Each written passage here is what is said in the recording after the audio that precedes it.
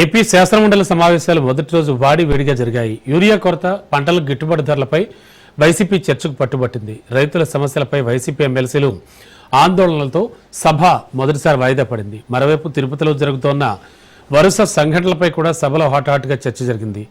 తిరుమల సంఘటనలపై మంత్రి ఆనంద్ తీరుకు నిరసనగా వైసీపీ సభ్యులు సభ నుంచి వాకౌట్ చేశారు.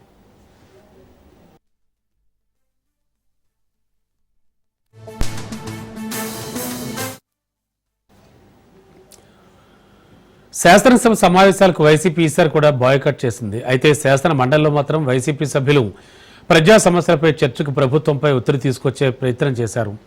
మండలి సమావేశానికి ముందే రాష్ట్రాల్లో నెలకొన్న యూరియా కొరత, పంటలకు గిట్టుబాటు ధరలు లేకపోవడం వంటి సమస్యలపై చర్చకు వైసీపీ సభ్యులు వాయిదా తీర్మానం ఇచ్చారు. అయితే సభ ప్రారంభం అయిన తర్వాత వాయిదా తీర్మానాన్ని చైర్మన్ తిరస్కరించారు. దీంతో రైతుల సమస్యలపై చర్చ జరపాలంటూ వైసీపీ సభ్యులు సభలో ఆందోళనకు దిగారు. ఈ ఆందోళనలతో సభలో గందరగోళం ఏర్పడింది. సభ తిరిగి ప్రారంభమైన తర్వాత వైసీపీ మళ్లీ చర్చకు పట్టుబట్టింది.